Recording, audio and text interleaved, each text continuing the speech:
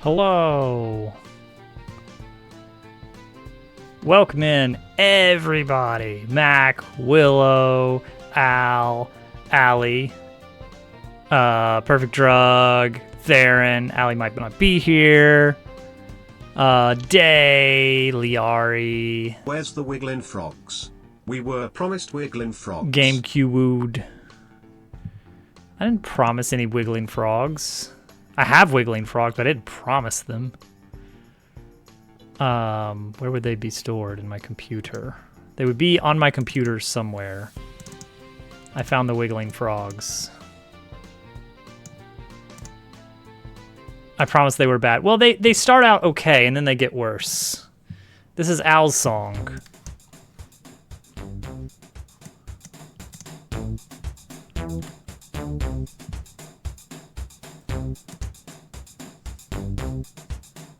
The frog cut.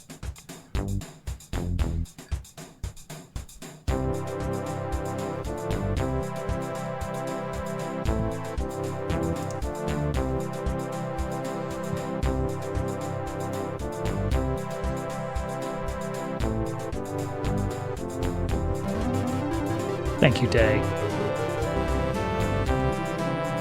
67 months. Almost a year. Me so easily, scoundrels.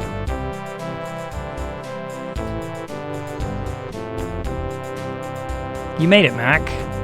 100. That's almost a year. You can't see it, but there's a frog going absolutely nuts over here because I couldn't be bothered at this point. I really ran out of steam. I was like, I need to be working on my game. I got a whole freaking game to make. Why am I making frogs dance?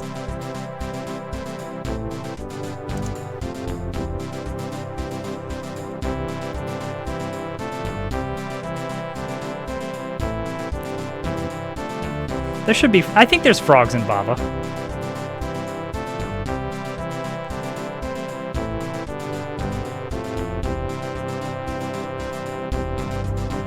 I've enjoyed Al's random video game songs.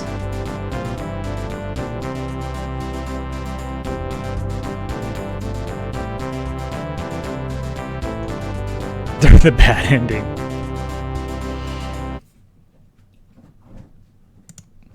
There you go. Frogs.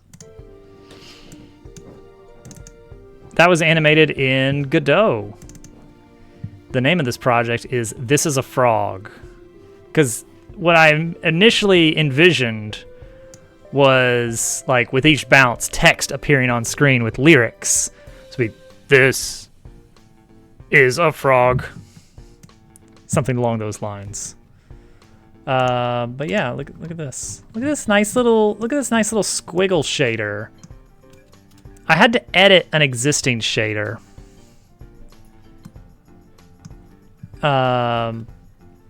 So the existing shader does something different that I didn't really like. It did just this. So this is what the existing shader does. It's a constant rippling effect. This is completely unrelated to the Baba thing. I mean, the Dupu thing. It does look weird up close, but that's how this thing works. And even far away, it just looks like ripply water. So I added a change that said, instead of basing the wiggle on the current time, base it on the current time rounded to the nearest half second. Or a quarter second or something. You have their posy, it's fine. So that's better. It's still not perfect, but it's better. Yeah, that gets more of the Baba effect.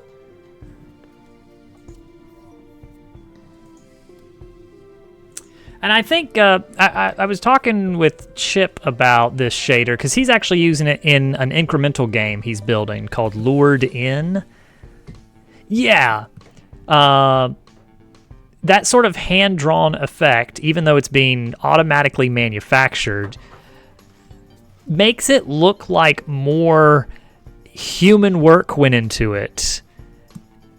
Just like Baba. Because in Baba, it's actually by hand. Every object, every bit of text in the game has 3 different frames of animation, and most of them have 4 different facings. So that's 12. That's 12 different things to draw for every critter in the game, and there's a lot of critters. Trust me, I looked in the editor for the Dupu slander. Admittedly, there's not a lot of pixels to have to worry about, so you can get away with it looking... I wish I could do that in Python, yeah. And then the frogs each have a different set of animations. I've got 1, 2, 3, 4, 5. I couldn't get the locking to work quite like I wanted to. The idea was I had it locking to the nearest 0.2608 seconds, which is what I determined to be the duration of 1 beat in Al's song, or maybe a quarter beat or a half beat, something like that. I calculated the BPM just... I think it's... What do you got, Posey? I think it's her steak. It's her candy. Yeah, candy is... Yeah, your stuffed candy is fine. Yeah, I did the tap BPM. There's a lovely little online tool I use a lot that's basically just you just tap a key press or a mouse click along to the beat, and after a while it gets more and more accurate to the song's actual BPM. Regardless of how bad you are, as long as you don't skip a beat, you can be off rhythm, but as long as you get the right number over the course of however long, it will settle into a number. Mac, thank you for the Posey party. So here's animation 1.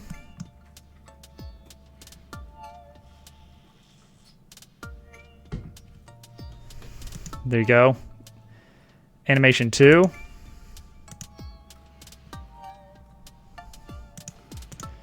Animation 3. Wow, such a good animation, right? You can tell I was really starting to phone it in at some point. Animation 4.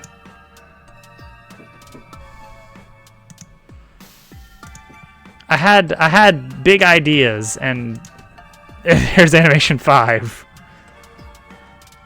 But you can tell I'm like, I just need more frogs. Yeah, I got it to a point and I was like, oh right, I have a video game to make. Put this away. I was thinking of like, oh yeah, I need to draw a pond scene and a lovely sunset and maybe some birds coming out over the horizon as the song wraps up. And I need to calculate some kind of way to make it so the frogs don't draw through each other while also being like a solid background that I can configure. And then I was like, oh wait, I need to make a video game. Let's get out of here. Right. Okay. Spoilers are going to happen tonight, I fear, because we need to talk about plans.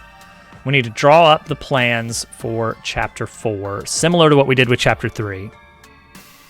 Big spoilies. I'm constantly on the fence about this. It's like, I wish I could go into a cave and emerge with a completed game, but also still be able to stream frequently. But I can't make it all happen, unfortunately.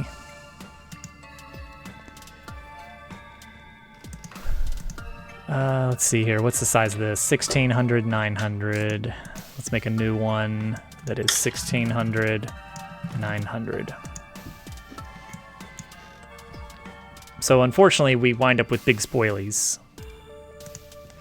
So we have our chapter 3 plans that we did. This one did not end up panning out exactly. This was the big one. The big map. This is what really helped solidify the ideas for chapter 3. And then just some enemy ideas. Area ideas, which still isn't done. What the heck is that? That's a mole.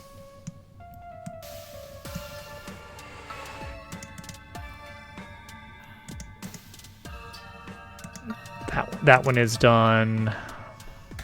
This is, yeah, this is working. This had some serious issues, but it's better now. The snake actually looks pretty much just like this. He did not end up looking like this, unfortunately. I would like to start doing these full concept art bits per chapter because that would be a lovely thing to unlock.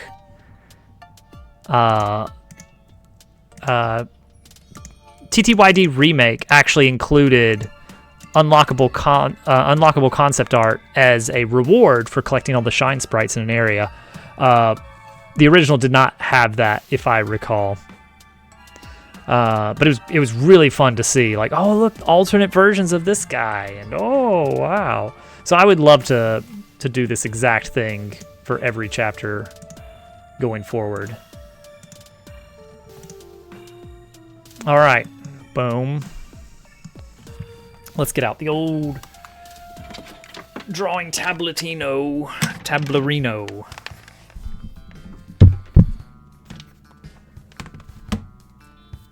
Yeah, the blueprint blue is important. It reminds us that it codifies that it's a visual shorthand to say that, hey, we are planning things tonight. And I think that's important. Let's get out some sketch tools here.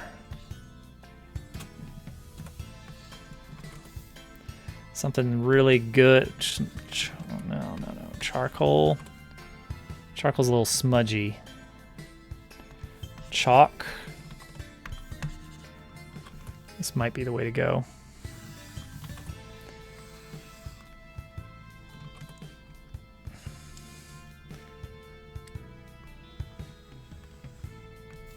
Okay.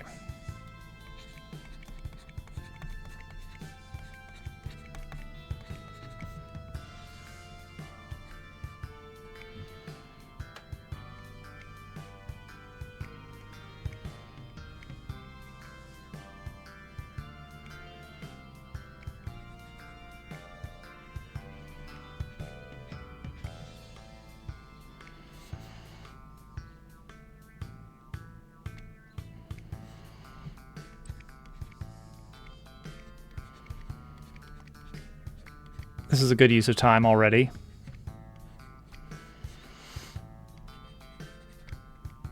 Great. All right, here we go. Now anyone who comes in knows what we're working on. Let's see here.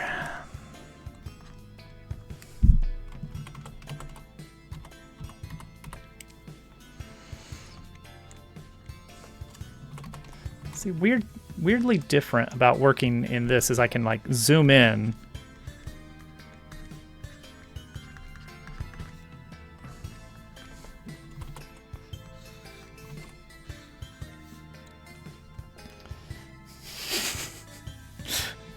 Is this game free for $15? I had a really sinister thought tonight. Okay. We've established the goal of this project is not to make money.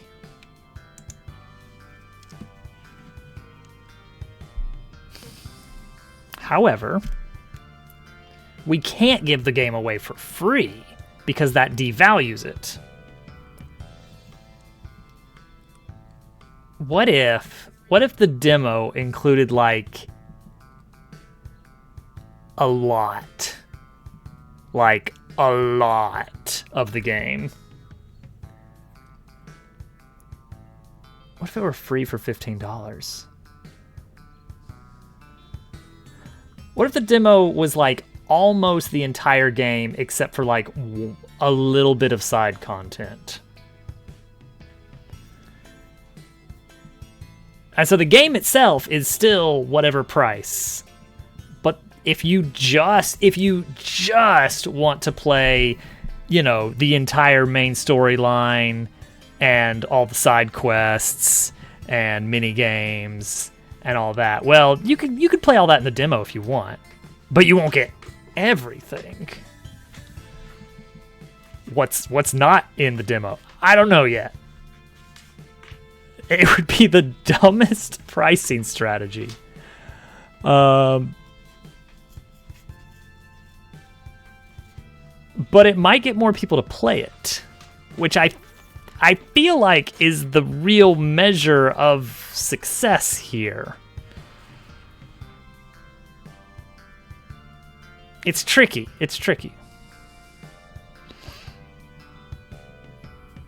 There would be a released game, Mac. What are you saying? There would be a demo and a released game, just like the original plan.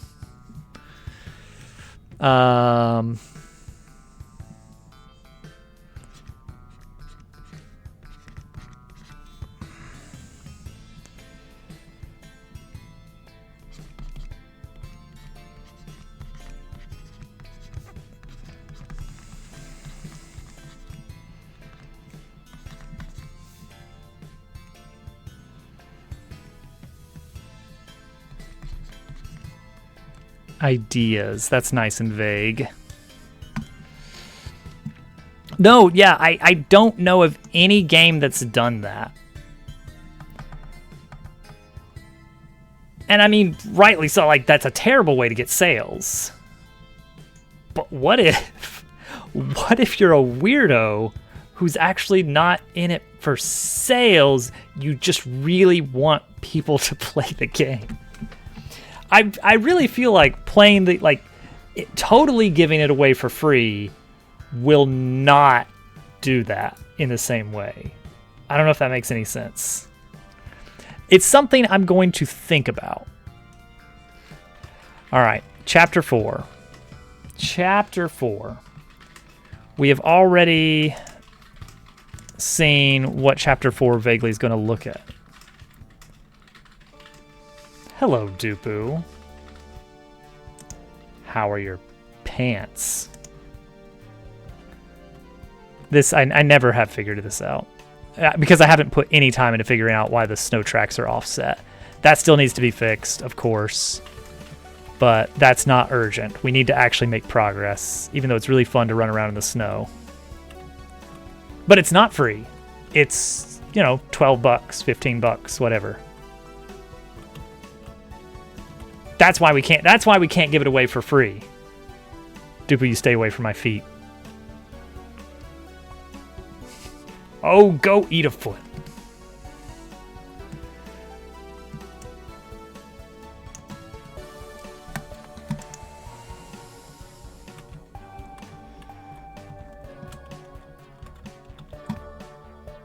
I'm gonna screenshot this. Boom. So we got a layer. In fact, what if...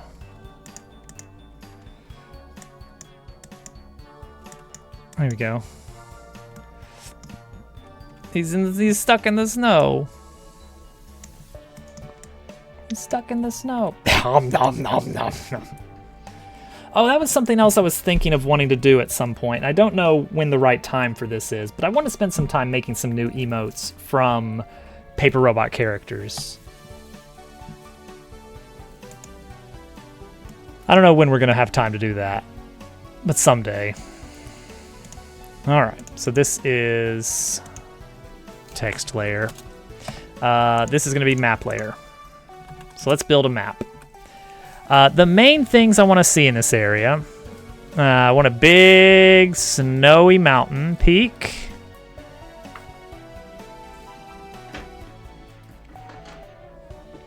Very important. I want a nice little the path, the little test area we've made is going to be kind of the introductory area. And so that I need a nice like mountain pass leading up to the snowy mountains. And that's got like little foresty area near it. Maybe you'll go through a deep, dark forest on the way. Ooh, spooky. I don't know if we'll do that or not. But there will be this little area we planned out, Snowy Forest World.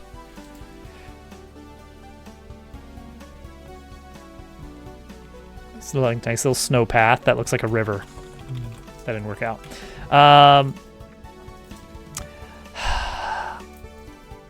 Now, typically, well, I say typically, in the case of most of these chapters, you've got these pockets of dense something. Gears to turn, platforming puzzles to solve, less characters to meet, more puzzle platforming and combat sections.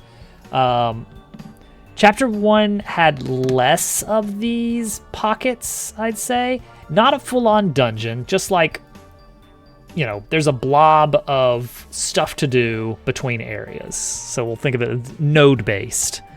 So chapter 1 starts with like a very path thing into Frogtown, followed by a little side bit that you have to do, then a path leading to the caves, which I'm considering that like a full-on mini dungeon.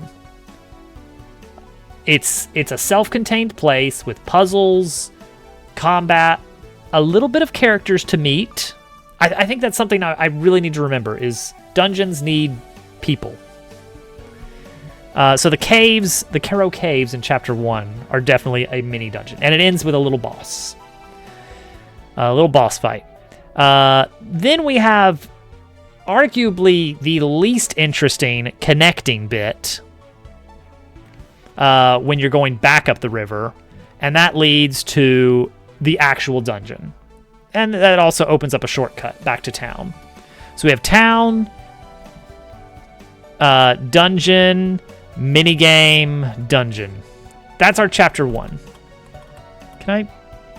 Minigame, dungeon. So that's chapter 1. Ghetto.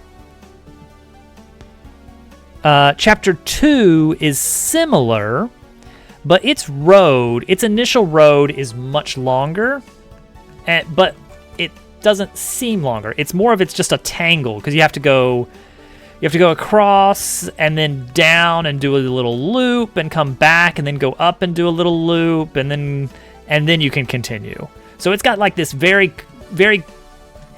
you're in one area for a long time, going back and forth solving puzzles, and getting a little bit of plot.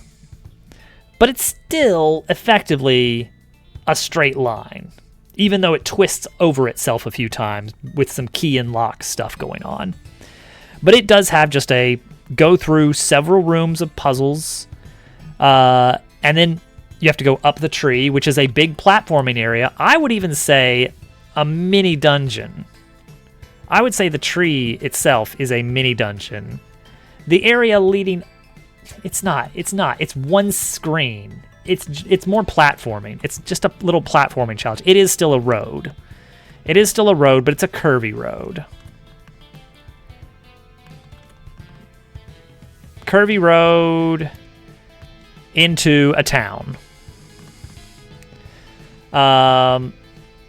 Followed by a little bit of trouble in town. A little bit of like you gotta solve a little trouble here.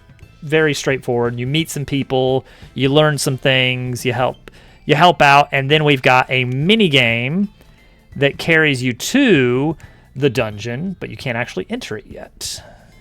You get your new partner. Then we have road, back up, and then a mini dungeon. This one I feel like is a mini dungeon. It is 3 rooms. I guess it'd be a full dungeon. It's 3 rooms and a mini boss. There's a mini boss here as well, but doesn't really count. And then you basically get to warp.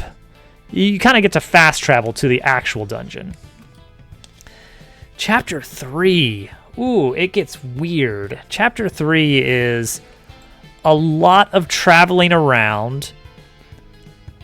The canyon is definitely a contained region that is its own thing, but it does not end in a boss.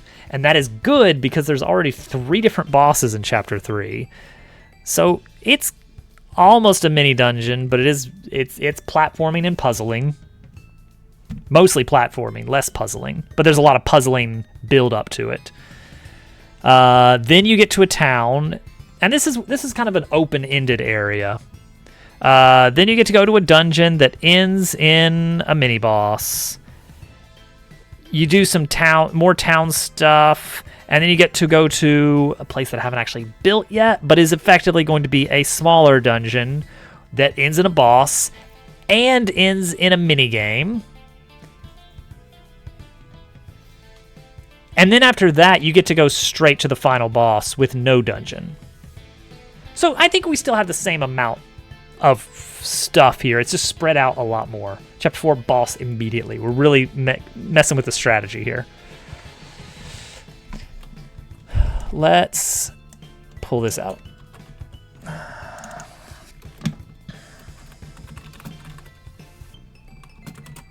Okay, so that's kind of how chapters get noted out, is typically there has to be a town, there has to be some contained areas of platforming, puzzling, and combat that ends in a little boss. There has to be a mini game. And it's better if there's a little bit of, there's a trouble in town that needs to be solved in order to progress.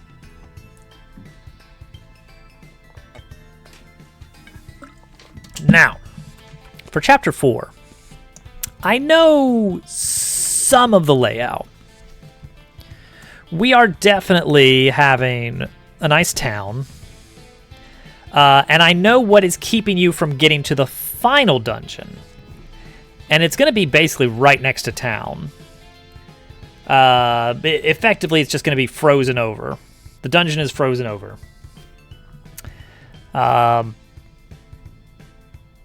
The idea is it's a recurring problem that this ice keeps forming here. In this, I'm thinking like some kind of small satellite facility of the city, of the main factory, like thermal regulation or something. But the point is, like, it's producing a lot of ice, and it is in some way a danger to the town. And so every once in a while, they gather together and do something to break up the ice to protect the town. But there's a hitch. One of the key characters they need for that is missing.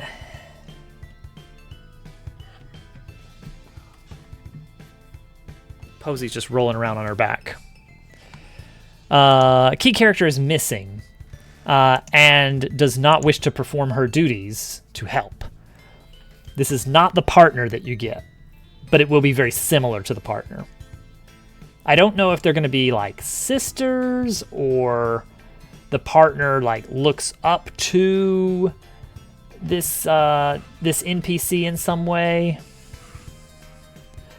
But I think the Act 1,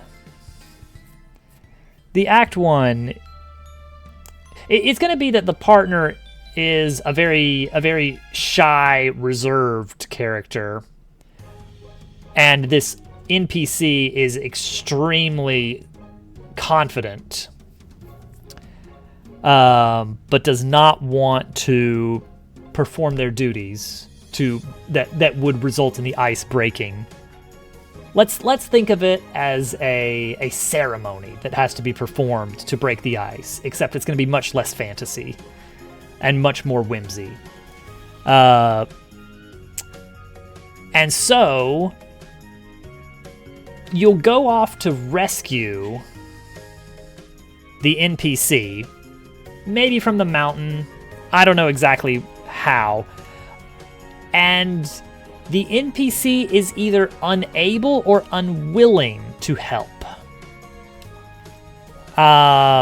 Somehow you wind up back in town, and the partner has to rise to the occasion and perform in the NPC's stead. The ceremony is completed successfully, and some kind of key clue is discovered during that, I think. I don't know how that's gonna work, but I know that's what needs to happen. This is so dumb. This is so dumb. I have pieces of ideas. I have restrictions as ideas, even though there's no idea there. Yeah, I was thinking that the gear is being used or something in this facility, this thermal facility. And that's kind of the source of the problem. But the gear, I think, could also be involved in the NPC's change of heart. Almost a corrupting influence, in a weird way. Or it could be the involvement of the villainous organization. Putting ideas in her head or something. Thank you for the follow. All follows are anonymous. I am thinking about that. That would be an interesting idea. If it's kind of a flip thing. It's classic for a reason. It's fun. That would not be outside of the realm of possibilities. But I was thinking it was some kind of like thermal control, because then I didn't say that it's a cooling tower or something like that. No, it's thermal regulation. So it can go either direction. So you could have the whole dungeon filled with these switches that you can use to turn it between the two different modes and solve puzzles that way. I love it. Yeah, it's great. And that lets us have a very fun, unique theme. Absolutely, glad to have you. To fill you in, we are making a Paper Mario-like, a paper 'em up. I've got a very incomplete shader here for Snow Tracks that is not quite functioning how I want it to, but it's getting very close. And we're making our fourth chapter of the game, which is on a snowy mountain.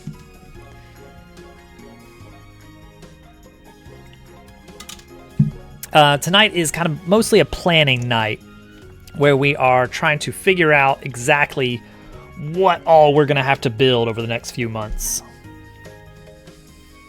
I've decided to kind of relax my expectations on how soon I can finish each chapter. I know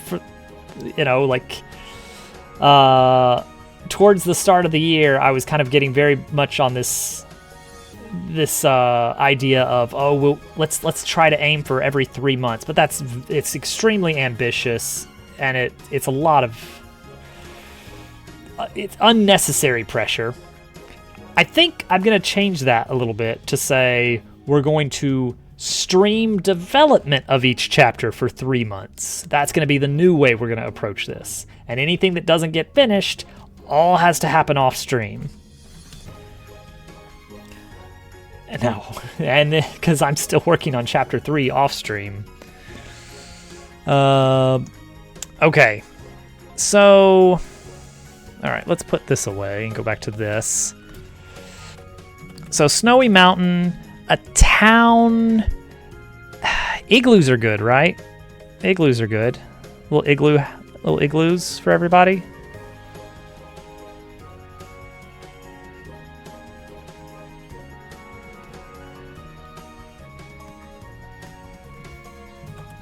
We'll have a little igloo town.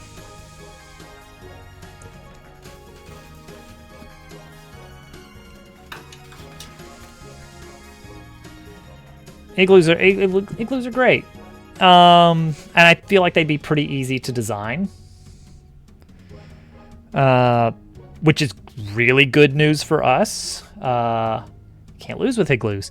I think what we'll do is we will actually build those out in Blender, not as just primitives, so that we can get some proper, like, some whimsy, really, pull those vertices like taffy and like really get the geometry looking silly.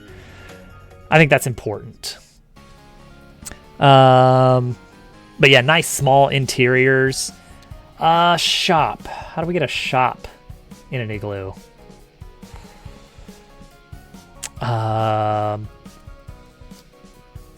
Outdoor market sounds like a bad idea on a cold night, but they are penguins. The NPCs are going to be penguins, primarily. I'm not going to limit myself. We're trying to avoid the Paper Mario fallacy of everything must be Toad. So Penguin Town doesn't need to be just penguins. It's called... I know what it's called. I know what the town is called.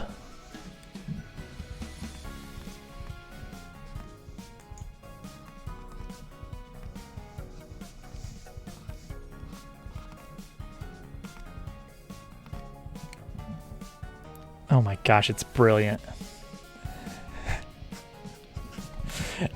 I like that it's really, really simple. It's not a big brain pun.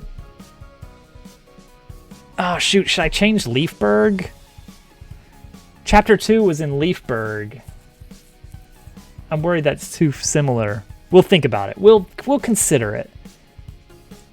Did Thousand Year Door do anything with repeating suffixes for NPC zones? I don't think they repeated any. Chapter 3 didn't have a town. Chapter 2 didn't really have a town, did it?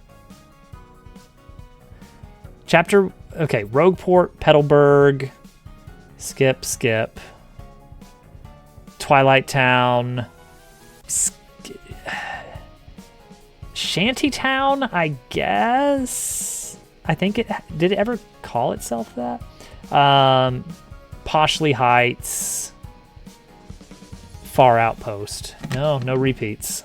I don't think the Big Tree had an official town name. It was just the Great Tree. TTYD script.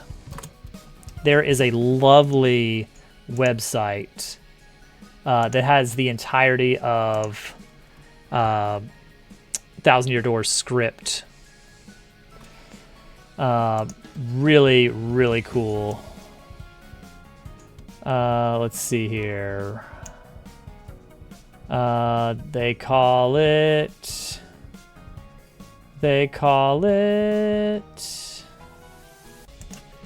I'm just going to look for the word shanty. Seaside Shanty. This is a shanty town. It doesn't have a name. So no, they don't repeat. Yeah. There's also the common thing I want to avoid, which is the I don't know, I guess you'd call it the D&D town name pattern. Welcome to High Nest. It's like it's always got to be word. But it's like not city or burg or vale, or, well, sometimes it is vale. Vale actually happens a lot.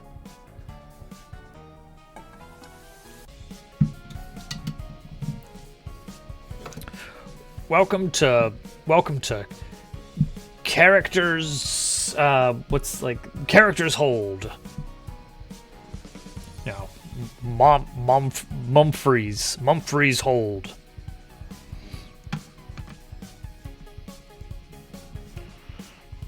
Welcome to Johan's Last Stand. I don't know. It's a thing I notice in D&D stuff. fantasy RPGs in general. High Nest, sounds way too D&D.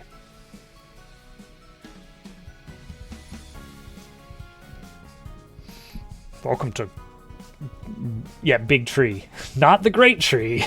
Not the Great Tree. Not to be confused with any other sizable trees of any sorts. Okay, there'll probably be some, obstacles on the way that you have to solve somehow. So, I don't know, big obstacle happens. There, it's an obstacle. Don't worry about it. Iceberg is great. That's super good. Okay, so we get to Iceberg. I don't know if Iceberg should be on a mountaintop itself, because something that's going to happen when you actually go up the mountain trail, and you get up there, you're going to confront the NPC that you need help getting through the ice that's covering the entrance. It's like I don't know, it'd be like a big exhaust port or something, and it would just be all iced over, big icicles hanging down over it and stuff. I don't know if it'll be a big building or if it'll be more like a pipe leading down. More Mario stuff. Great. I made an Amogus accidentally.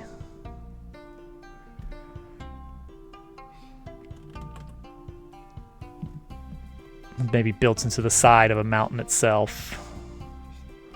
Anyway, that's gonna be its own area. Sugarloaf.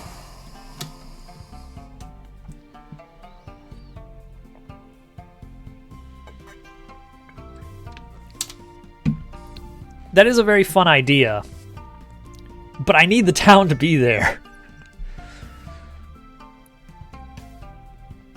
And also, it's important that that this ceremony actually opens this pathway through the ice by shattering it, rather than moving the town away from danger, because we need to actually get in here. We need to go that way. I gotta get in there.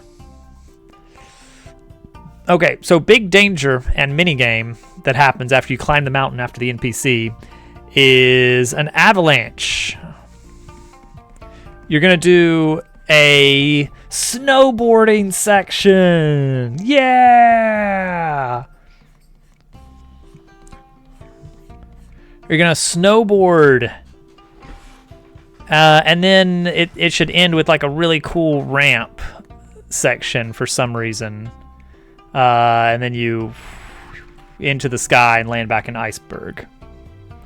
Snowboarding is fun. There'll be something silly with it, like maybe you're surfing on Dabble or something, I don't know. Or on a big block of ice, or who knows. It doesn't really matter. Okay. So you go here and like, oh, we need, okay, the NPC, I need to start referring to them by their name so that I don't get confused. It's Gwen, and your partner is Penny and Gwen. They're both penguins, Penny and Gwen. It's fine, don't worry about it. So you go up there with or without Penny. If Penny is your partner already, then I need to include more stuff to do before you leave. And I don't know what that looks like exactly, but some extra thing happens. Because I can't give you a partner that early. That's too soon. You need to do something first, and then on your return to town, then you get a partner, and then you get to go out and conquer the mountain. So it could be that the mountain, you just can't even start it without Penny in your party because you're blocked by a partner ability check. She's got a few different uses in the field. She's going to be kind of the, ice-themed abilities. Her primary thing is going to be turning into a block of ice that will act as a platform. And so that can be used in several different ways. One way it's going to be used is extra height jump. Free extra height jump. She'll just turn into a block of ice. I think under your feet, like, you'll just automatically be standing on the ice as soon as you activate the ability. So that's really easy to have a check for that by just having, well, you can't get up that high unless. So that's easy. But there are two other things I want to be able to do with that. One is that's the ability to, like, create something solid in the field and then walk away, which can be a lot of things there. That can be hold down a switch, block some other element in the field, that kind of stuff. And then the third thing, and kind of the first thing that came to mind when I was designing the character, sliding down slopes. I don't know how well that's going to go over, but I think that could be really cool. We'll see. And so it'll be a platform you can set and recall. So maybe Penny doesn't join your party until you do Thing. You go up the mountain to find Gwen. We have Mountain Pass, platforming, and combat. Climbing a mountain. Something with a ski lift, I think, would be cool. That could be a fast travel way up the mountain if we wanted to do mountain twice. I don't know if we want to do mountain twice. That feels like backtracking to me. We'll consider it, but I don't think so. Ski lift, yeah, maybe it's like a little mini puzzle of like, oh, you got to get the ski lift running to get up this section. And then it's just a little platforming of you ride the ski lift. It's not like a cinematic or anything. It literally is. You're just going up the ski lift, like a moving platform. Maybe a little lodge up there. Lodge could be cool.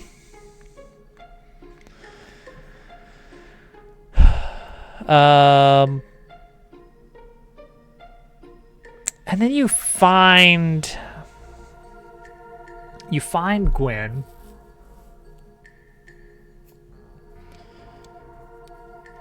And this would be a good spot for a mini boss as well. She does not want to help for reasons.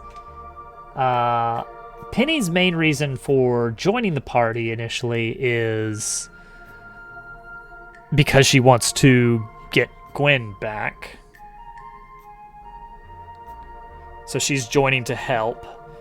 And if that becomes impossible, she does need a reason to stay with the party regardless. I mean, we can have some kind of Saturday morning cartoon style lesson baked into that. That's very of the genre. But why doesn't Gwen want to help?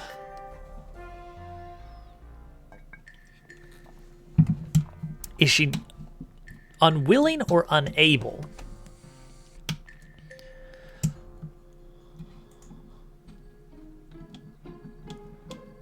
Maybe it's just an unable thing. It's a maybe she's just lost the ability to carry on, and she ran away to the mountain because she was ashamed or something. Yada yada yada. You know, one of those. That's a little bit more of a positive spin on it than some of my original ideas. I felt like, oh, she's betraying the penguins or something. Yeah, let's just go with that.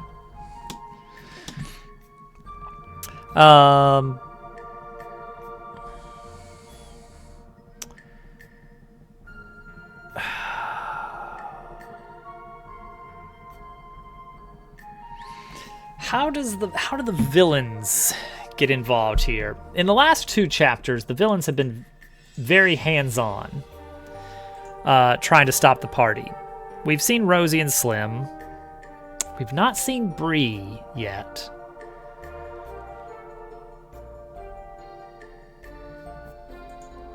But she's more surveillance, so she may not end up getting her hands dirty. Why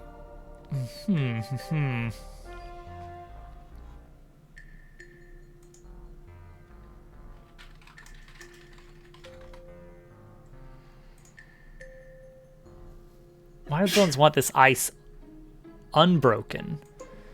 The gear's in there, and they don't want anybody getting the gear.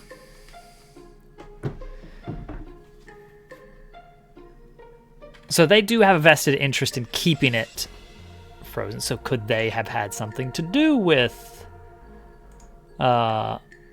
maybe they're actively maybe they ran off with Gwen.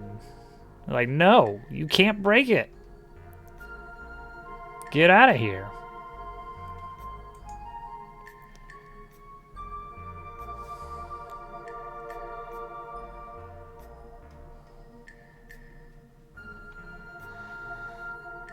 I mean, at that point, why take her to the mountain, you know? Or maybe that's the interruption, is they're like, okay, well, anyway, we're here now. We're taking this piglet away. See ya.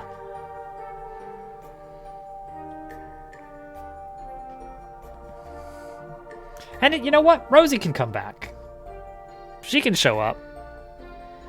Like, nope, we're taking her. Bye. We're not rematching Rosie, are we?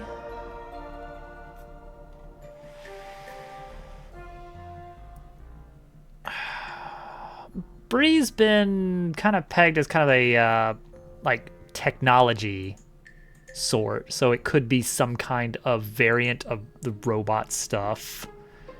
I feel like it's too early for a rematch. Is it too early for a rematch? It's too early for a rematch. She can show up, but it's not time to fight her again already. I'm gonna fight something else here.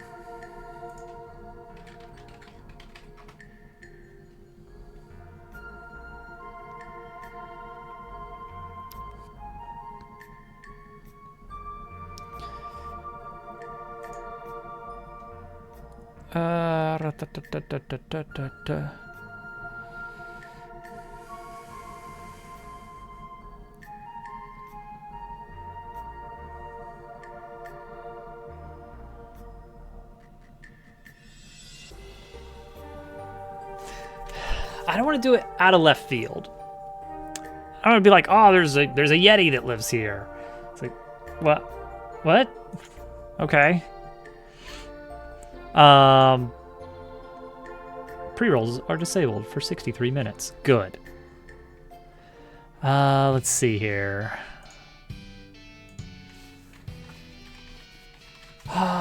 Bree comes out and does something. Yeah, I mean, there's always the chance of like, oh, there's a snow monster up there. Watch out. I guess we could make it a bit of a looming threat from the beginning of Chapter 4. Yeah, even earlier as well. Maybe some even missable dialogue just to hint at it. I like the idea that maybe it's some creature that is known in the area. And you get like, yeah, I gotta fight this thing. Maybe not a Yeti. Though that's very fitting. Oh, you know what we should be using for inspiration is the source material. Dabble Worlds. Yeah! Snowdom. Snowdom pole. Well, that could be an enemy.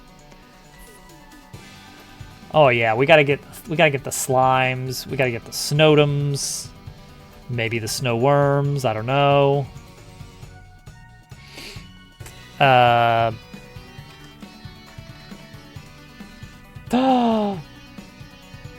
That's right, Liari. It's Penguin chapter.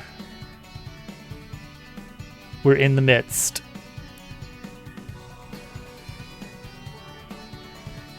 Do I need to pull up Dabble Worlds?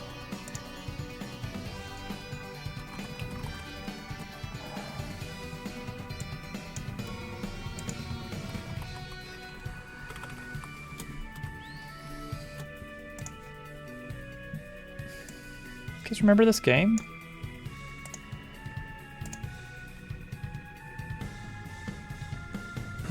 How do you play this again? All right, what do we got? What do we got for ice? Chili Jelly, Snowdom Pole, Snowworm, Bouncing Snowworm, basically the same. King Slush, classic. You could argue that Nimby could go in the snow zone, although there already is a snowy cloud enemy in TTYD. I gotta get these jellies in here.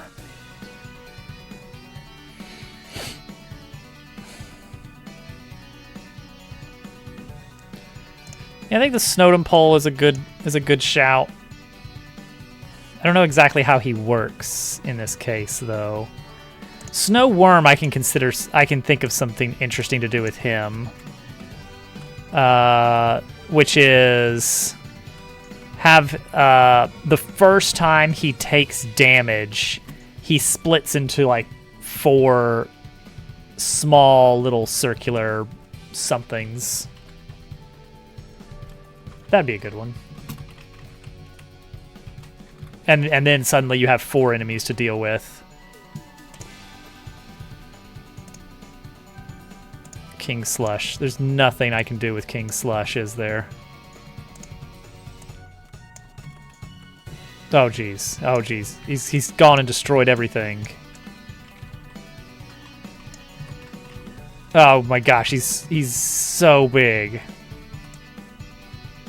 I forgot how big he was.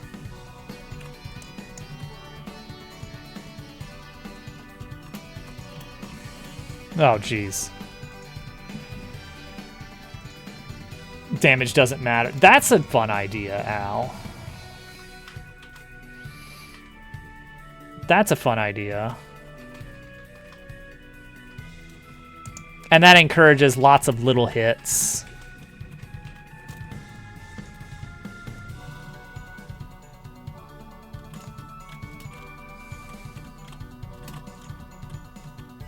Oh yeah, you can't jump on him. Oh, you can jump on him. I'm surfing. I'm slush surfing. Yeah. There's a few other enemies. I've got one in Chapter 3, the Bumbleweed, that has like a protective shield that it regenerates every round. And it can absorb exactly 1 hit. And so your goal is to get that first hit out of the way and then do big damage. So it rewards that kind of thing. All right, let's focus on some enemies here. All right. So obviously, Snowdom Pole. No Mouth, because that's funnier to me. I like No Mouth design much better.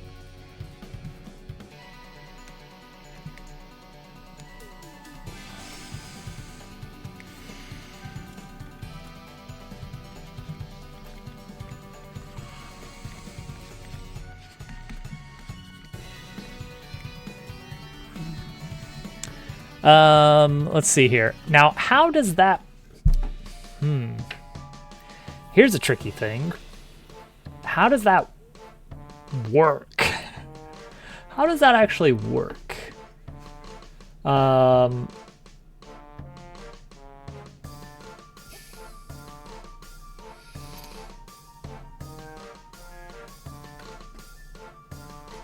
So I guess technically he has 5 health in this screenshot here.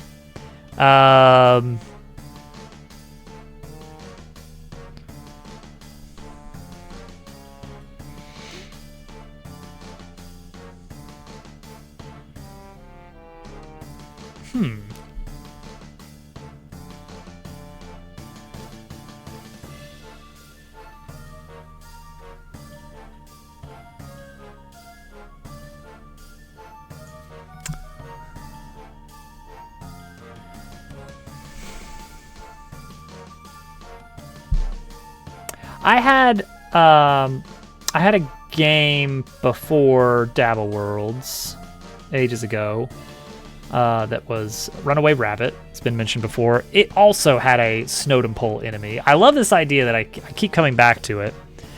But it was not like the Dabble Worlds one. It had, like, each segment could be... And you'd have a hat. He had a hat in Runaway Rabbit. And the hat was a segment as well.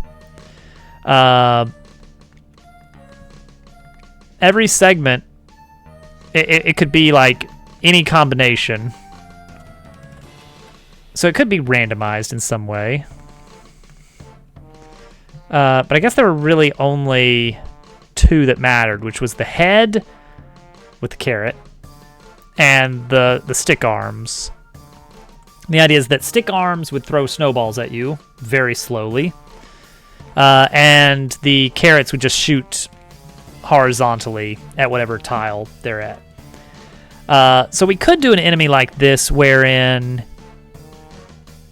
each segment gets a turn. And this is actually like multiple enemies stacked on top of each other.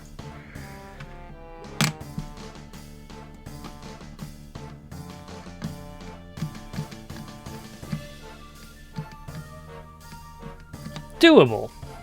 Actually doable. Though we still have the problem of what happens when one of the enemies is killed. Then we have to, like, shuffle them. But we could have, like, throw snowballs, shoot carrots.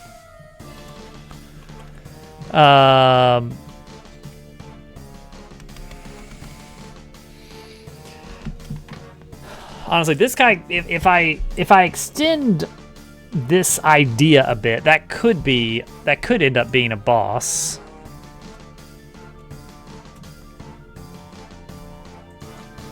What else we got? Snowworm.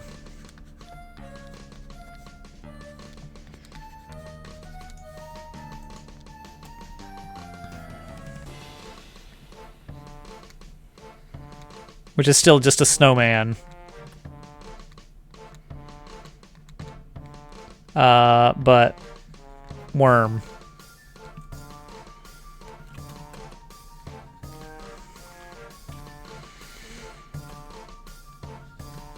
Maybe he's got a big smile. I don't know.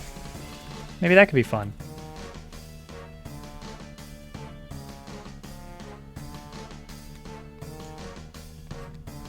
What? The Snowdom or the Snowworm? Oh, you know what? We should give this guy stick arms as well. That's fun. That's not fun. That's scary. That's scary. No, yeah.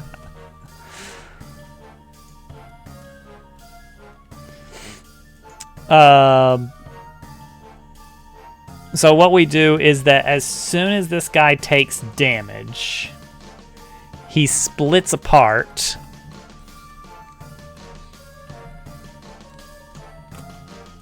And then suddenly he's like 5 different enemies running around.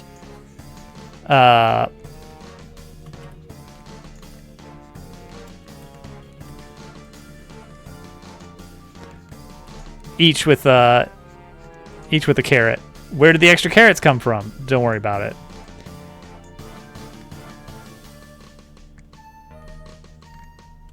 And little chicken legs.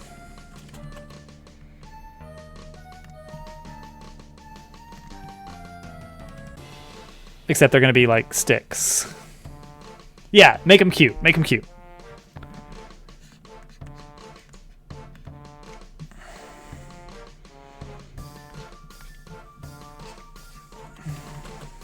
Just pops. Yeah, a little bit Goonies. A little bit Goonies.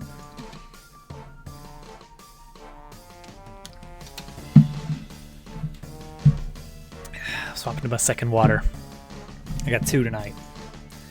Just in case. So this is actually very doable. To say an enemy turns into another enemy after taking damage. We do that with hot air pickles. They turn into regular pickles after you deal damage to them. Okay, so that's Snowworm. That's Snowdom. Snowdom.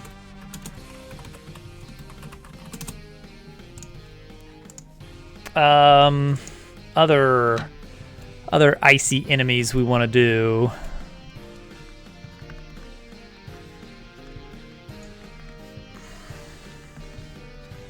Chili Jelly.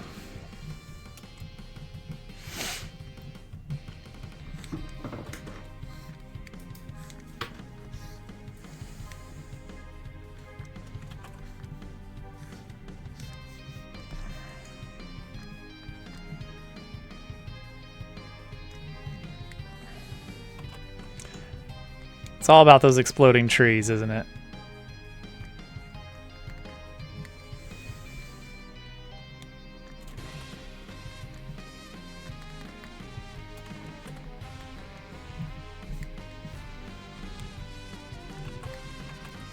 All right. So what's his deal? Can inflict freeze. That seems simple enough.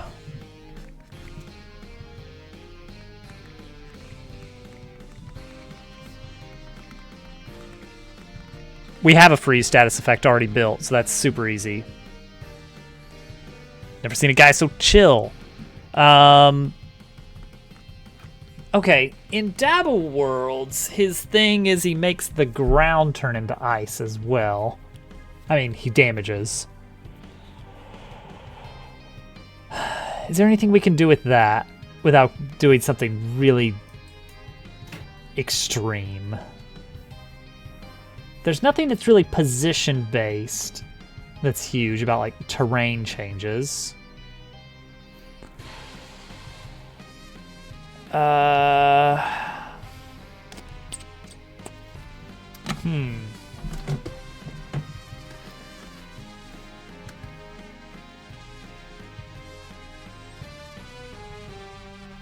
Okay, I get what you mean.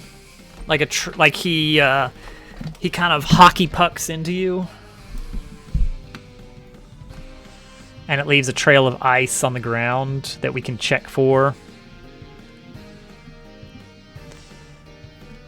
He did used to jump, it's true.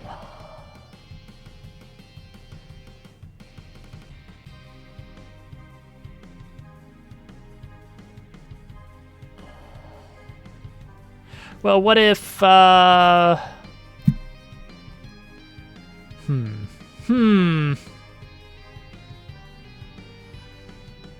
Yeah.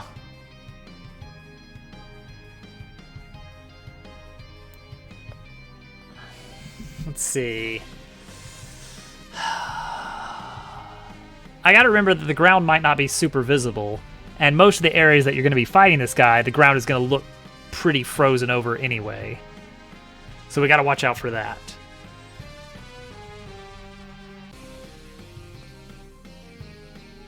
Just like Dabble Worlds. Yeah.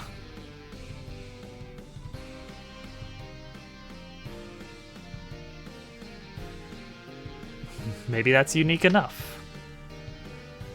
Is that you can only use certain attacks on him that are not direct attacks.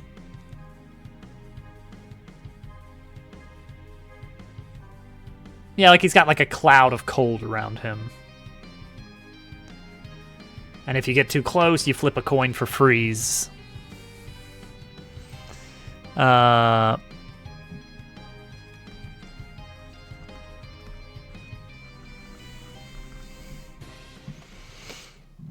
then otherwise, he just kind of, I don't know, does a little squishy bounce.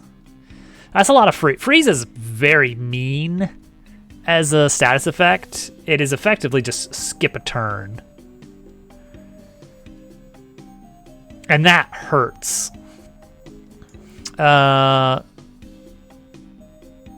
Inflict freeze on melee, and I mean, admittedly, we're in chapter 4. We can throw out some big attacks here and there. But there could be like 3 of this guy that you're fighting.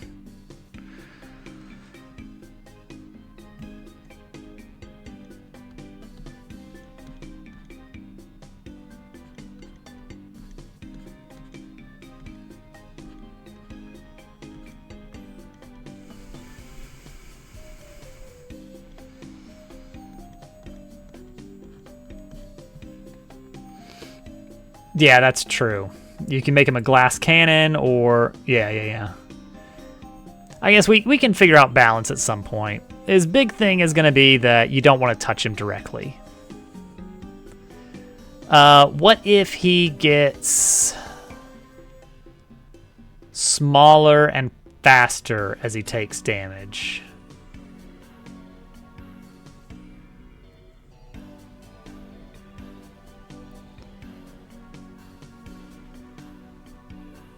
That could just be a slime thing. We should introduce a slime earlier in the game so that now you get a weird slime. There was something that was weird in TTYD is that Piranha Plant shows up in like the final area. You see 2 different kinds of Piranha Plants before you see just Piranha Plant. Yeah, regular slime would be great. I would consider adding that into Chapter 1 even. It is weird. It is weird.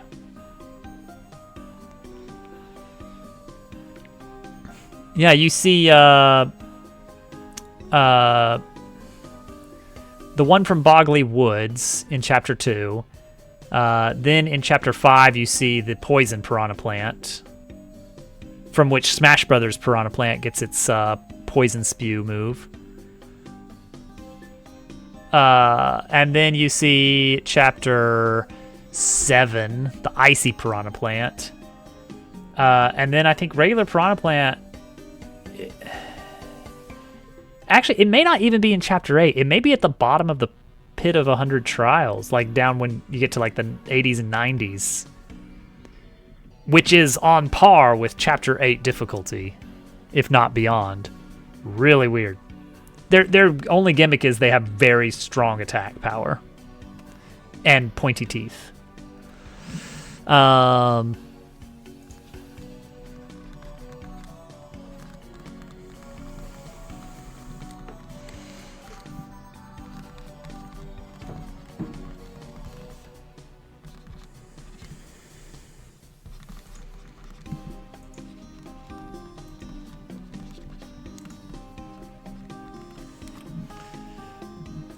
I like that. I like that a lot.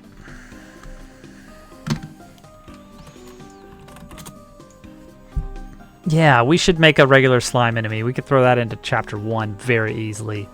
Chapter 1 doesn't have a lot of good base enemies. It's got 3 pigs, 2 snails, and the cave mite, right? And Wallow. So 4 pigs. 4 pigs, 2 snails, cave mite. And then 2 bosses. I think some variety would be fantastic.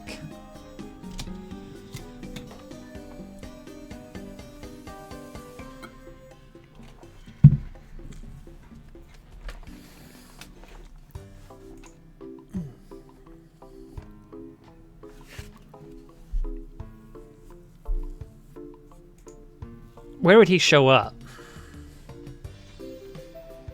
Back half of caves? Caves would make sense for a slime. Or by the river.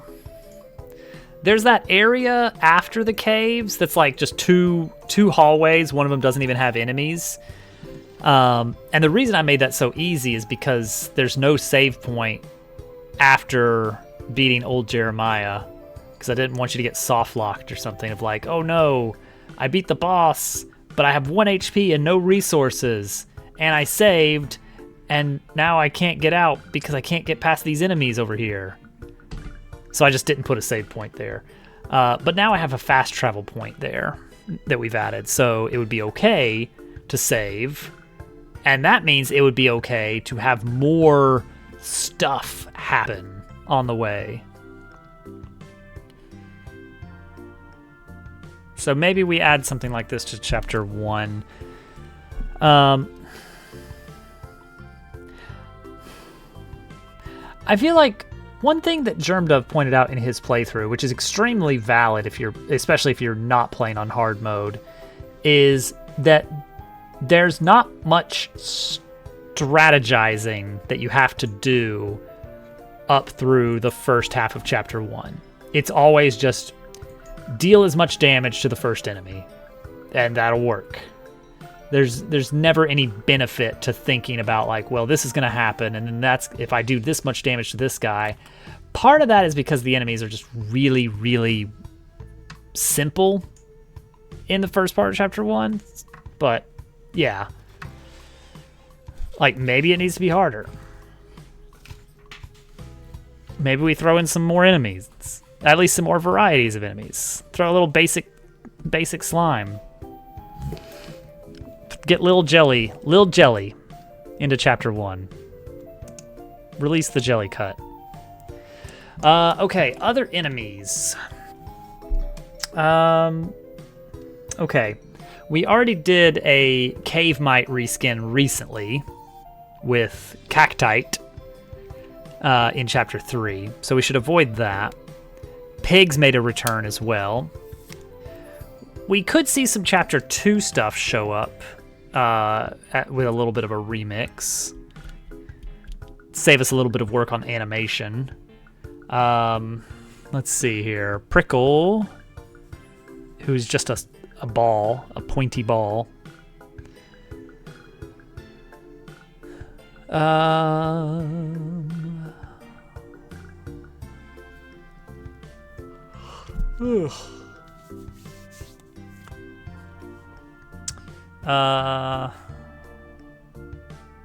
Breeze Blossom.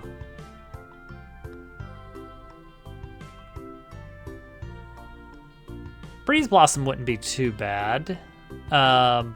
With basically a make wind and then blow wind into thing.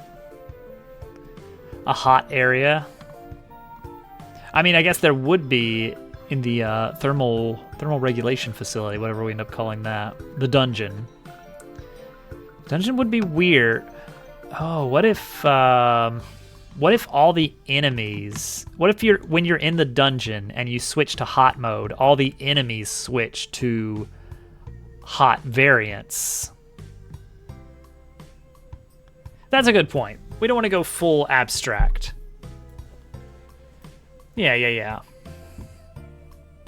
Our pig equivalent.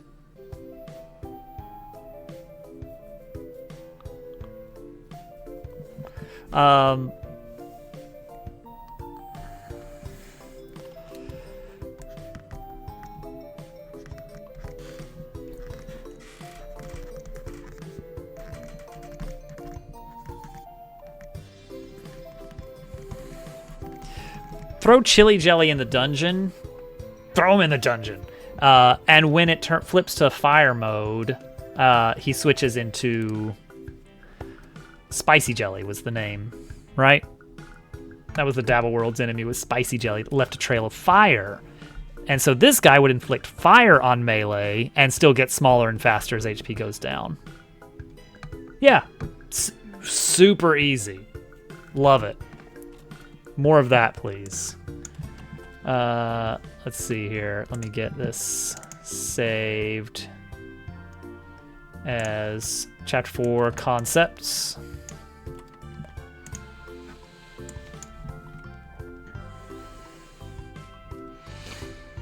Okay.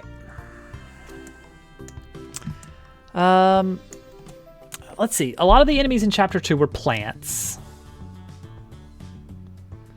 Chapter 1 was mostly pigs and snails. Oh, like a faction of some sort. Faction? I don't know that we're planning on that. I do want to have more than just penguins as NPCs in the town. I know that's a very common thing, is just to have a town full of penguins. The scaling is weird. I still don't know what was up with that.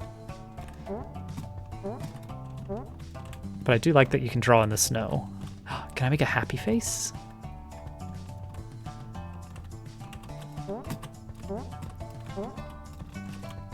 Yay.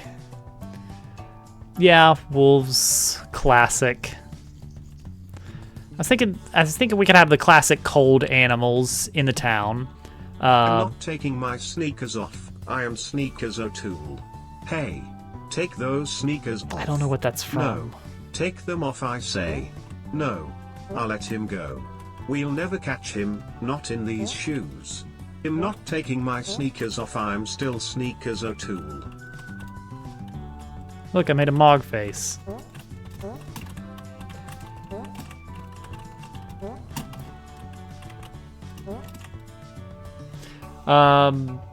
High casual.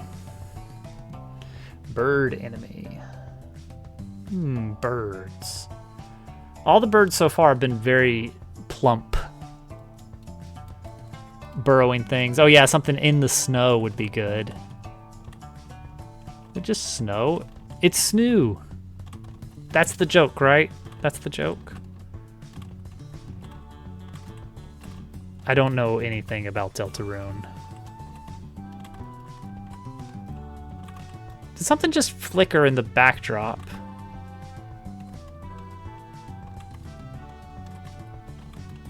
What was that?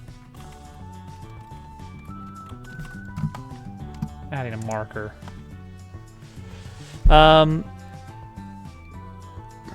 Anyway. Snow leopard. A bear. Oh, bear would be okay. Let's make an NPCs tab here.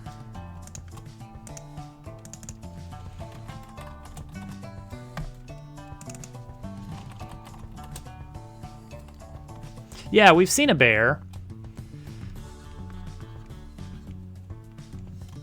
So of course we need penguins. Polar bear. The classic icy world animal. Snow fox, Arctic fox. That's an easy reskin. Also an easy reskin. Moose. A moose. We could do a horse reskin for a moose. Let's make some meese. A hare, possibly. Boom, that is 4 new NPC types. We only need to draw, or we only need to animate one of them. This is gonna be a straight reskin. This is gonna be a straight reskin. This is gonna be a reskin, maybe with a little effort put into getting the antlers to fit. Snowman. Snowman will not be an NPC. Snowman will be an enemy. We have the Snowdom. I don't know exactly how he's going to work yet. He might work like this. And Snowworm, which when you hit him, he's going to break apart into little segments, and it's going to be really funny, and they're going to like scurry around. It's true. And then we got to bring back some Dabble Worlds. These are Dabble Worlds classics right here. Just a little bit different way of working. So really penguins are the main thing that we need to worry about.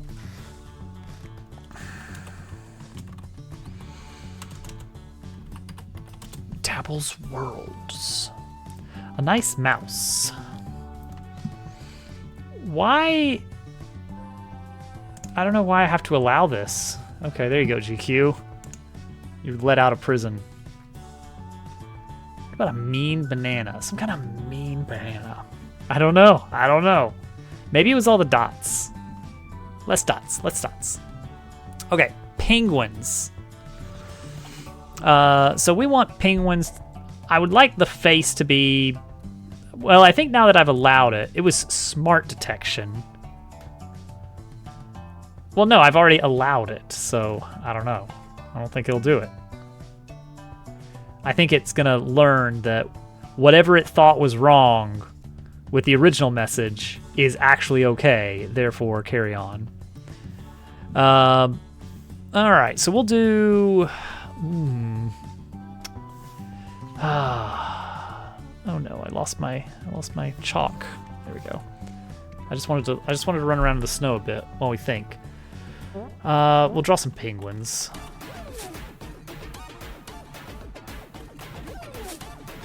Look at this lovely... No, we're not doing this. We're not doing this song. We're doing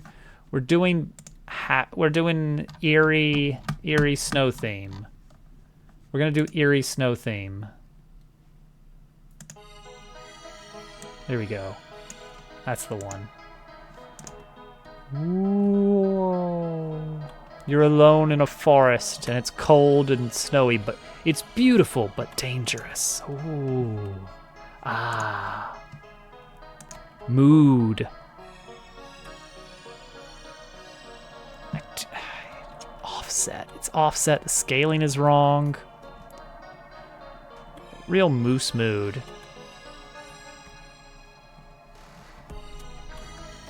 And then the percussion kicks in.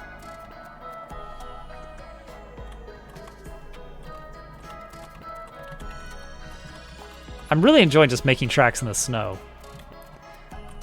Flannel. Yeah. Hang on. Let me write that one down.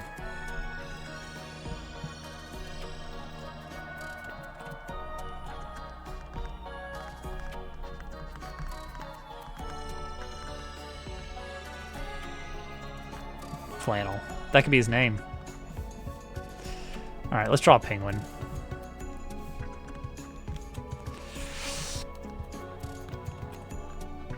All right, we're gonna go with the classic. The classic. I don't know. I just really love characters with no mouth. Just the empty expression. Just that absolute, there's nothing going on in that head. So good. The dead eyes. Cold dead eyes.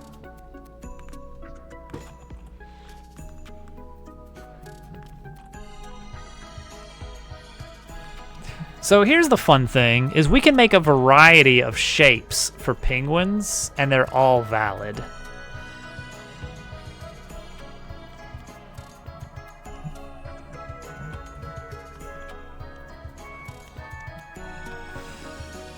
Yeah.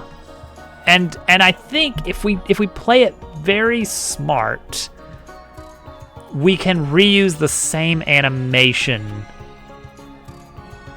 For that, what I need to do is I need to make sure that the whatever it is that handles the face is underneath a container node so that I can mess with the offset individually.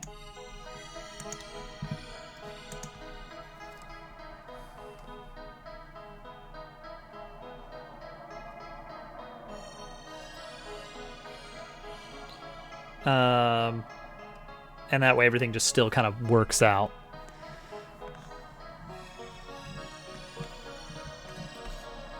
I can just take a face and just slap it somewhere on a penguin.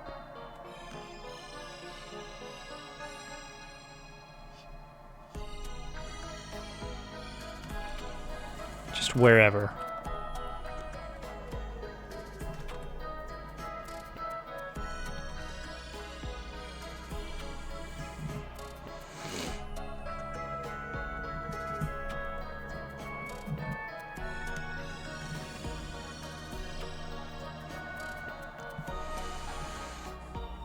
You may not like it, but this is peak penguin form.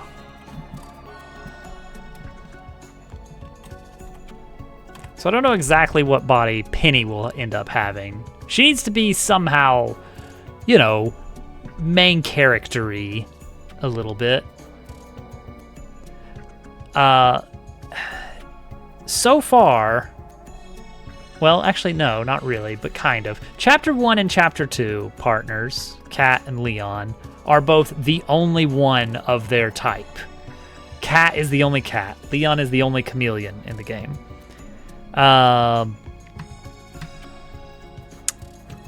Chapter 3 partner is not the only mole, but she's the only mole of her type of mole. And when you play Chapter 3, you'll see what I mean. Chapter 4, penguins. We're going to be lousy with penguins. Penny and Gwen need to look very similar.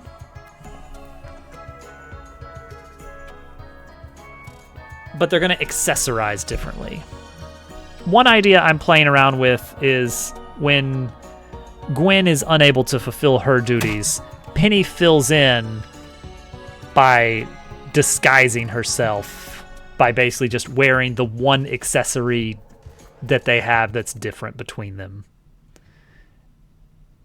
Like, they'll have a little bit more differences and similarities, but like the main thing will be an accessory that eventually will go to Penny. Or something like that. So she'll be incognito. Or they look extremely different. Either way is funny. If they look identical, then the gag will be, oh no, I can't fill in for Gwen. I look nothing like her. It puts on the accessory, looks identical. Oh, okay, here we go. And if they look nothing alike, then the gag will be almost the same, will be like, oh, but I look nothing like her. Puts on accessory. Oh, it's like spitting image. It's perfect. So we're covered either way. So of course we got the classic, just a bow. That's delightful already. Some penguins will have hats.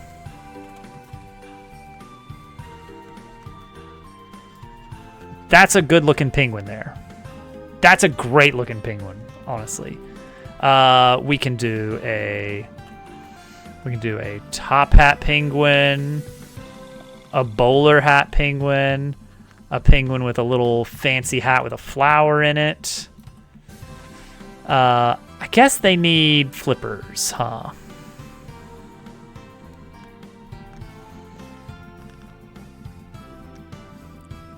Oh my gosh, I think that's...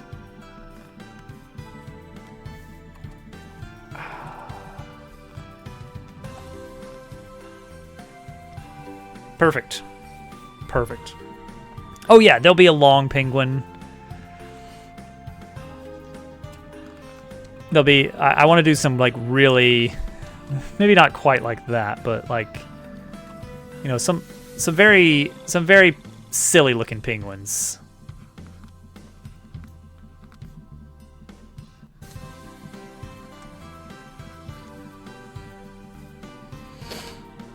Yeah, fin-shaped penguins.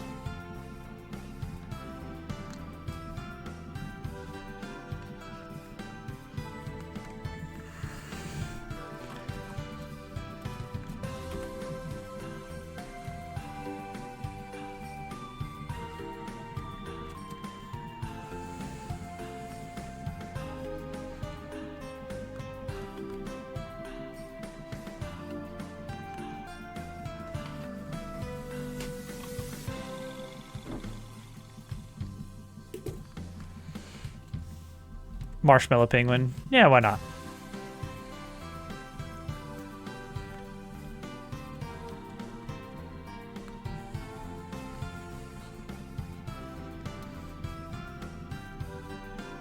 In a fez.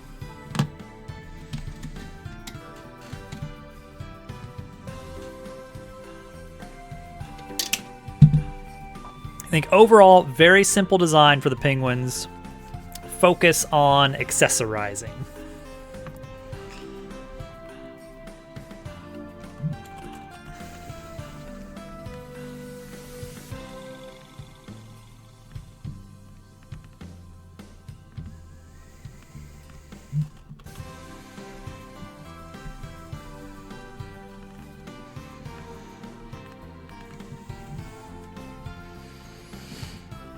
Oh,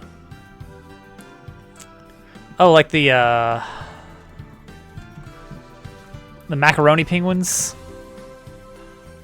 We went to the zoo the other week. We saw macaroni penguins. Yeah, we could do something like that. That could be fun.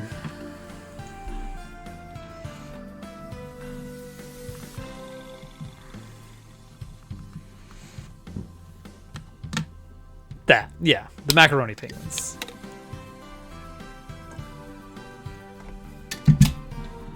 All right, we've officially drawn penguins, which was the main goal of the night. So, hooray.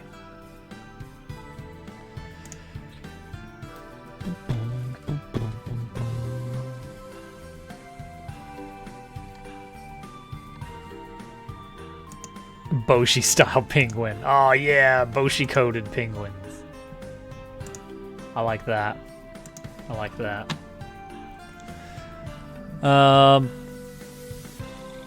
Greaser penguins. Oh yeah, we got so many possibilities for a million different penguins. All right, the birds in chapter 2, they're all the exact same design. Like, there's no shape difference. It's just color and accessories. And there's still enough variation that it's like, okay, yeah, these are different characters going on here. This is fine. But, oh man, these guys are going to be great. There's going to be so much going on. I love it. Okay, so penguins. Figured out. That's the idea. The partner, I don't know exactly what her design will be. We're not in a huge rush. We got time.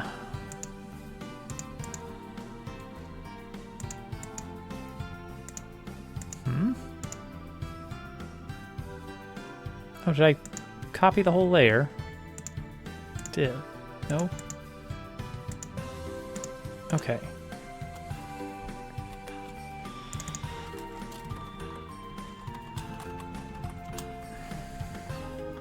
Snow globe shaped penguin. All right, so let's say this is the vague shape for Penny.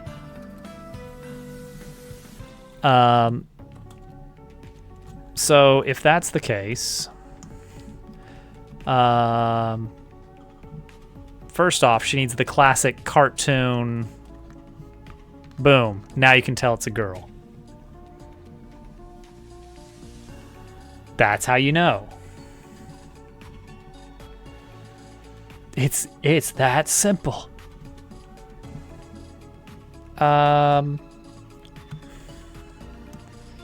She'll be a little bit brighter colored, or maybe differently colored, like more of a purple or something. Whereas the rest will be kind of a muted blue, to kind of point out that she's a protagonist of some sort.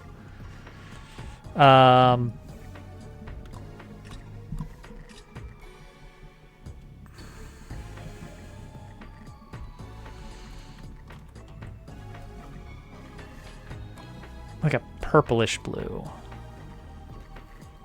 More of an indigo than the rest of the penguins. Oh yeah, look at that. Look at that.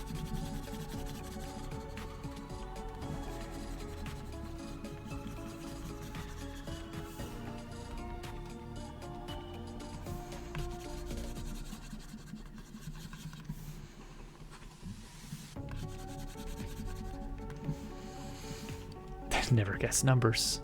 That's what I hear.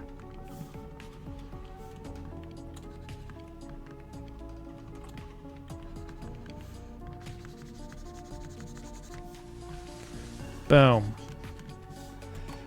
She needs accessories, of course. But what? What's her main thing?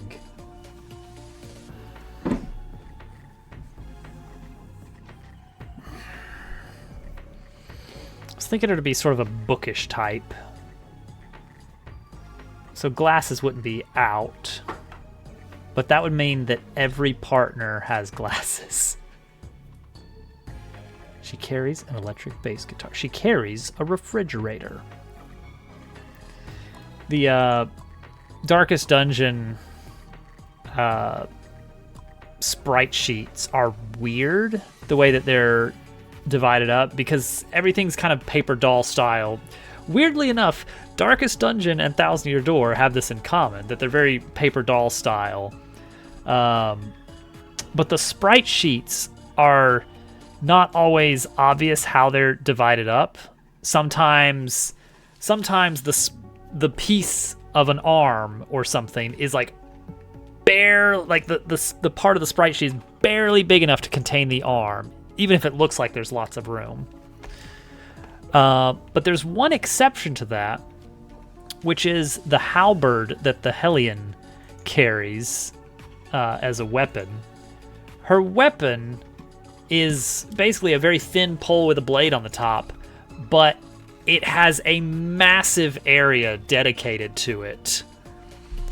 And the running gag for a long time in the community was that the sprite sheet is large enough that you can fit a refrigerator there. And as a result, someone modded in a refrigerator to replace her halberd. Now I gotta see if I can find a picture of that.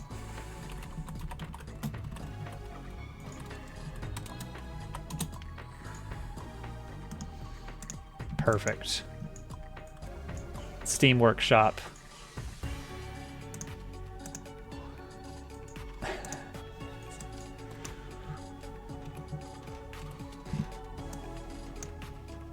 There you go. Just carries around a refrigerator as a weapon. Also, just Kratos God of War for some reason. Don't worry about it. I like that they also edit the portrait art so that she's like behind a refrigerator. That's John God of War. I'd know him anywhere. Okay, headband, necklace, hat.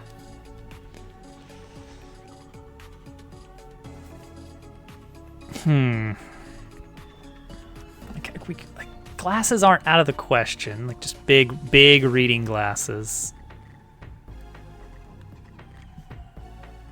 to make her a nerd.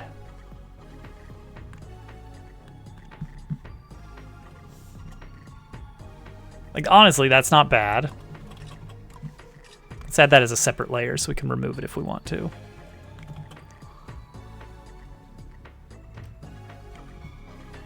Yeah, you know what? We can also kind of change the shape of the glasses to give her a little bit, like now, because it's ever so slightly angled, she's got a little bit of a Leon has glasses, Kat has goggles, which are kind of glasses, and I don't want to spoil too much, but Molma wears glasses too. Everyone's got glasses. Great. Isn't there anyone around here who can tell me what vision is all about? Ski goggles. They're a little bit ski goggles. They're very much angled to kind of give her this like, I'm a mischievous old lady.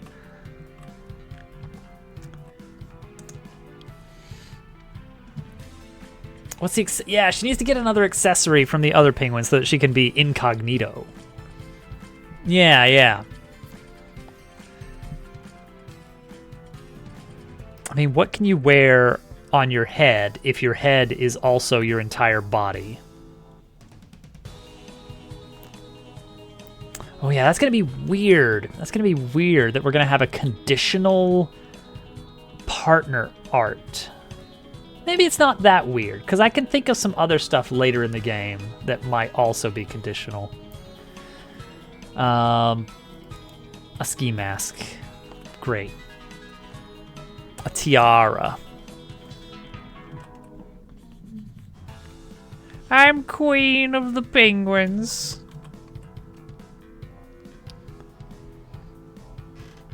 Yeah, yeah.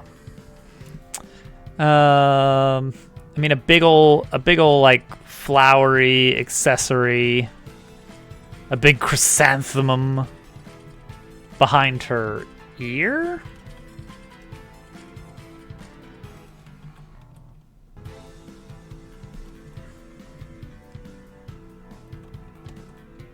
Yeah, maybe something a little bit less detailed. A big croissant,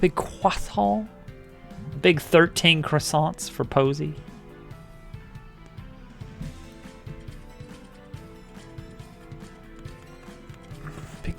Big petally.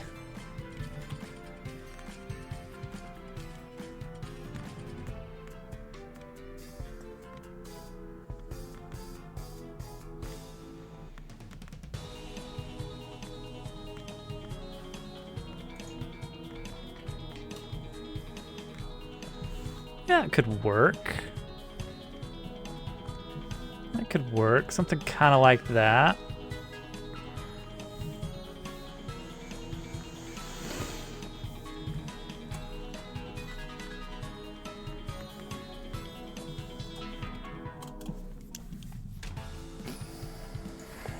Well, if we are going to do that, then...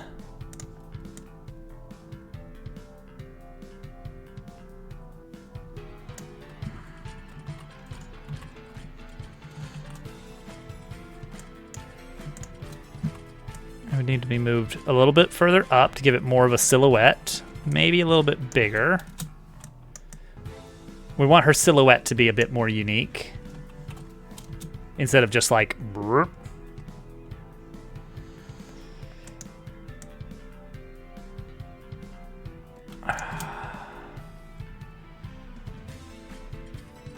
Maybe.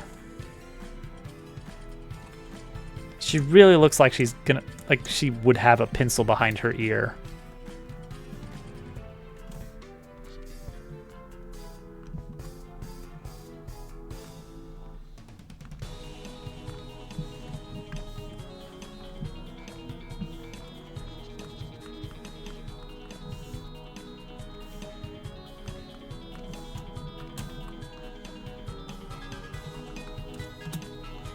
Now she's an engineer instead of a bookish sort.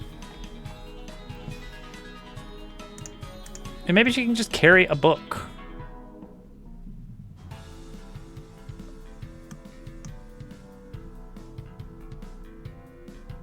No, what would that make sense? I don't know if that would make sense. She carries a magic wand and a gun.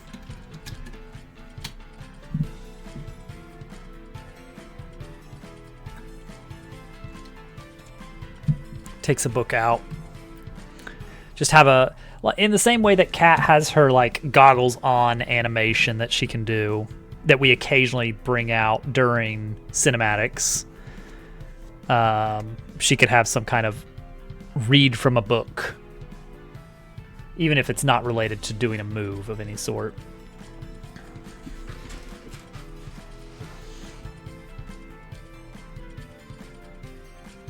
Just pulls a big old book out that covers her entire face. See, that's the thing, is like any book of reasonable size to make it visible is going to be huge compared to her in such a way that she can't reasonably fit it under her arm. And we've already done backpack. Give her a bandolier. Give her... what's a thing you can wear? Yeah, we could do something like that, but it wouldn't go as well on just her character in general.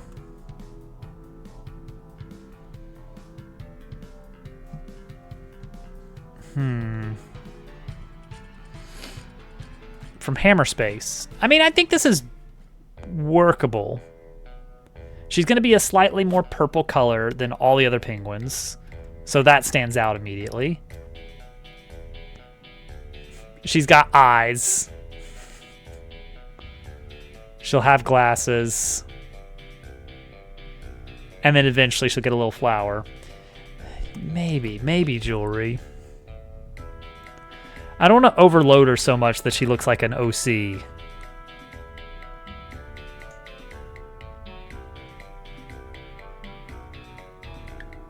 This is my super original character. And it's just like just cluttered.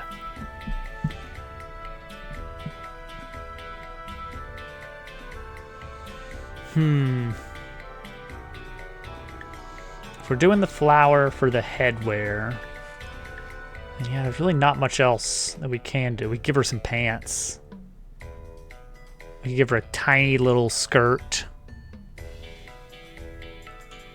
which would just be very silly, honestly. Make her look like Penny Stardew. Now we're talking.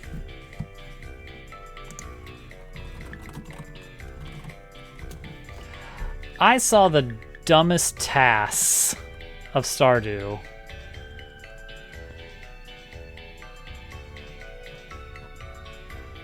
It was very silly. Penny Stardew. It's just nothing. It's just nothing. It was one day. It was a one-day challenge task. How much can you do in the first day of spring only? And it does something very silly at first, and you're like, okay, I mean, I guess you need the extra frames. It makes sense. And then suddenly there's this dawning realization. Hang on. Let me see here.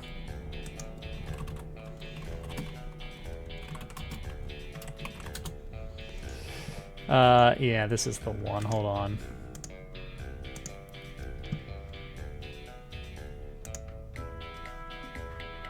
Okay. This is so dumb. So immediately grabs all the stuff. We're a React streamer now. Immediately grabs everything from the house, which silly but okay. And then you'll notice something really stupid about the movement going on here. Which is the way that the guy is getting around is he is placing the chair, sitting in the chair, hopping off the chair. And like, if you visualize walking around in the world, you might think to yourself, you know what? That probably is faster, isn't it?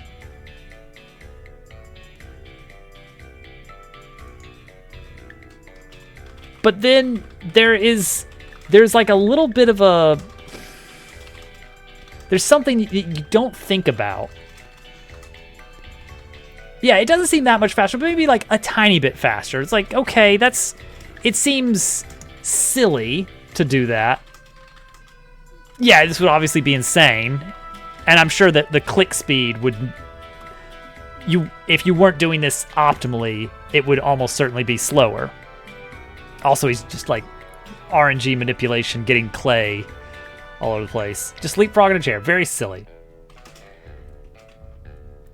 And then you start to watch and like, wait a second, is that faster to move around that way? Hang on. I feel like maybe I could walk faster. And then there's this dawning realization. Look what time it is in the game clock. It's 6:30 a.m. He's already made it all the way down to the spring onions and to the beach.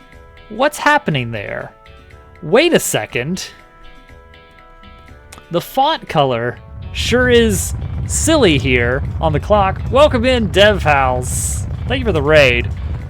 Sorry, I had to point out this very silly Stardew Valley task strategy I just learned about today. Oh no, the ads are going on right now. Oh no. I hope you can hear me. Hello. Anyway, the big gag here is that when you are in the animation of sitting on and getting off of a chair, time does not move. And so this task is an hour long, and it is one Stardew day. Welcome in, everybody! My name is Dobbs. I'm a game dev. Well, a hobbyist game dev. I spend more than I make on it, which, I mean, if you count time, which makes it officially a hobby and not a profession. I'm a professional software developer, but in my free time, I moonlight as a game developer. I'm working on this chair hopping. Yeah. Hang on, we'll wait for the ads. 40 seconds left. Ads manager says 40 seconds left. It would never lie to me. I do the hourly schedule so that I don't get pre-rolls, but that means there's like a 5% chance of coming in randomly during the ads, which sucks.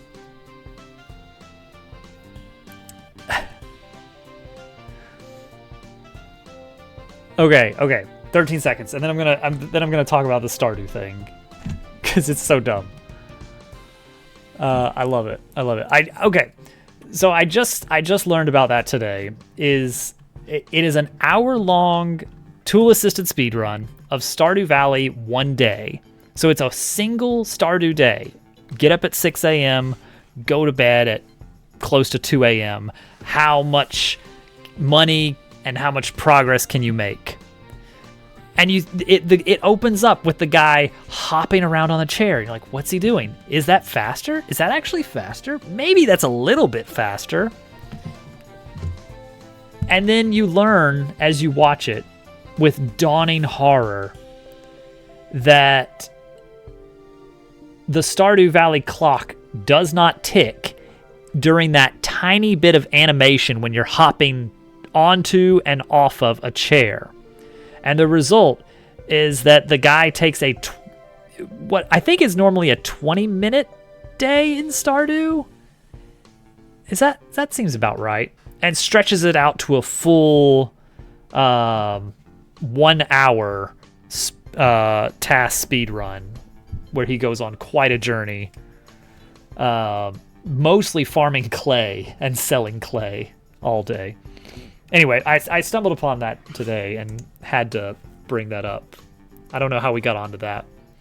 Well, welcome, DevHouse. Thank you again for the raid. Doing Little Kitty Big City. I know of the game. I know very little about it, but it looks adorable. We have a cat in the game. It's not as adorable, but she's fine. Welcome in, everyone. Thank you again for coming by. Big yawn. Tonight we are mostly doing planning stuff and not a lot of actual making game. Is she little? There's a question of scale in the Dabbleverse, in the Paper Robot universe. How big are the characters? We just don't know. We just don't know. We'll group those layers. All right.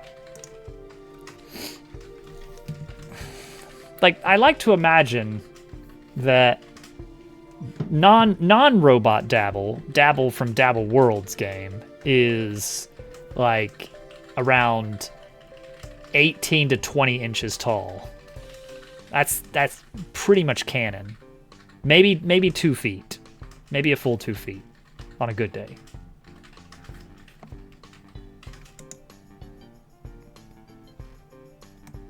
That's just my personal headcanon, and because I make the game, it is canon. That's how it works. Okay. So the flow of Chapter 4. Platforming, a little bit of puzzling. You get to Iceberg. There's an immediate issue where you have to go do a thing at a second location. He's baseball sized. I mean, that's true. But he's also bowling ball sized. And I don't know how this never happened, but I think there was always intended to be an apple in Dabble Worlds, but I never made an apple. And I don't know what an apple would have even done, but it seemed like just a really standard thing. Also, there was going to be a bucket. There was going to be a bucket that could be filled with water. And the idea was like you could go fill the bucket up with water and then splash it onto a seed, and then the seed would grow a little platform flower. You get the idea. The apple. The apple. Kind of like a holdable heart, but it only deploys when you take damage. All right. I don't know what happens here, but I like this vague layout. And this is very silly because this sort of off-the-cuff sketching of the layout of the chapter is going to end up being official. I'm going to stick to this, even though I made no actual decision. I just like, there's room over here to draw this part. So now there's going to be a whole thing over here because I left room in this very rectangular canvas. Good game, Dabble Worlds.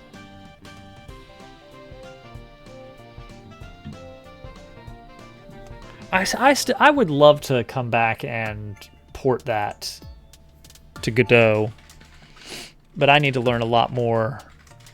What are you doing, Posey? Posey? Oh, you need some love. Come, dog. Receive love. Receive affection. Go. Everybody wants to see Posey. I mean, even if you don't, it's too bad. Even if you do, it's too bad. She's too low down. Ugh. Posey sighting. Posey, woof, woof, woof. You know what I mean. Posey. There she is. Oh, look at those big ears. Little Toadette said that her ears are getting too big. I don't know exactly what she means by that. Good girl. You gotta pet them so they can feel it.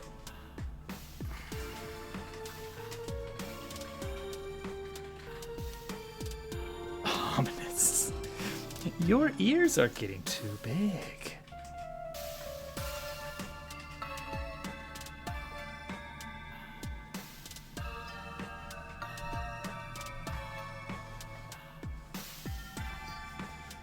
She's got the poodle cut. It's so ridiculous. She looks so ridiculous.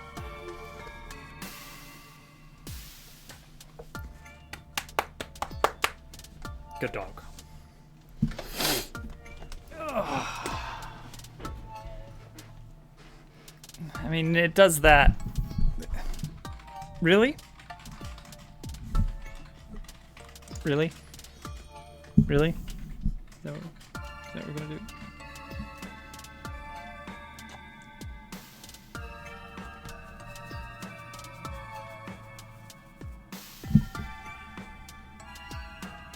Wait for it. Wait. Are you serious? Are you serious right now, Posey? Are you shameless?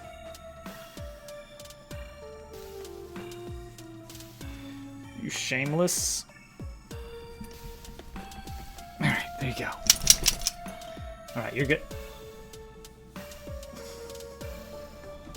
Alright. Alright, thank you, Posey.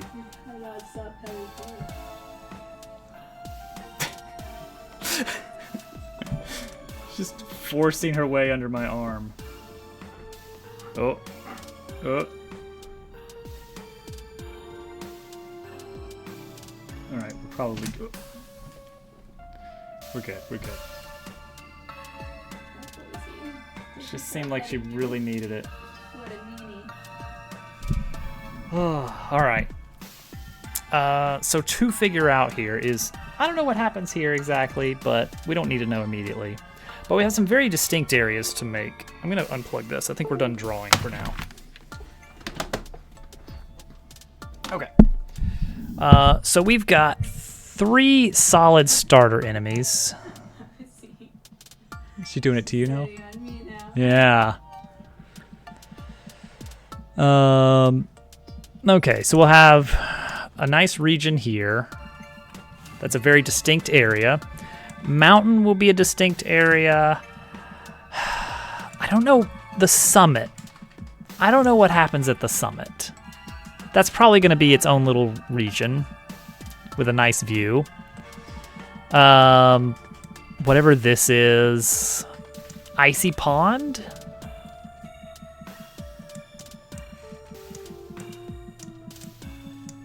Could do some skating. Something's gonna happen. But Avalanche is gonna be the mini game. There's gonna be a big set piece that happens. This just plot, and that's all related to the ceremony, as we'll refer to it for now, until more is revealed. Actually, I'd love it if I could just keep it completely under wraps and just put that off for off stream. No, Posey, not right now.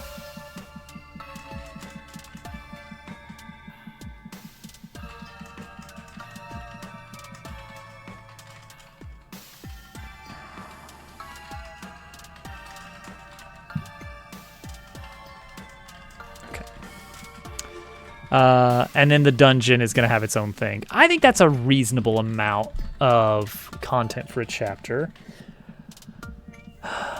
If I wanted to compare that with Chapter 4 of TTYD, it's a weird comparison. Chapter 4 is so much backtracking. It's so bad. The chapter itself feels cool, and it's got some neat moments. It's got an optional boss. But it is egregious with its backtracking. So we're going to try to avoid that by making sure that you don't have to climb the mountain twice. The birds are fun. Well, hopefully they can come up with some form of renewable energy. My money's on solar, personally. So what? What's going on, kids game? Yeah, I'm just really down about depletion of fossil fuels. Oh, man. Those are some good birds. There's some good birds in that game. All right. Yeah, TTYD, good game. With some exceptions. All right. This is the general layout. We've got some areas to build. Is this vaguely comparable to Chapter 2 in a way? Yeah, it's got about as much as Chapter 2. Assuming that each of these roads is like 3 or 4 segments of things.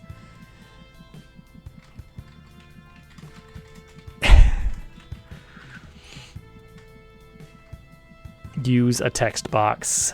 No, I don't think Dabble will ever use a text box. I will never do the text box.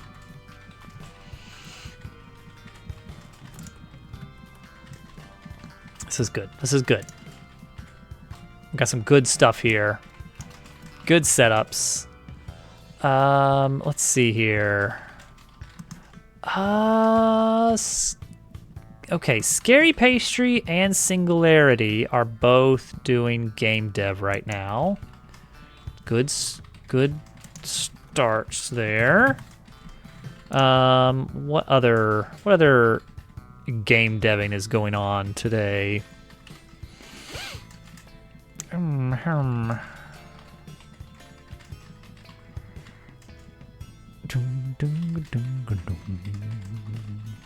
Not a lot of Godot gaming going on here.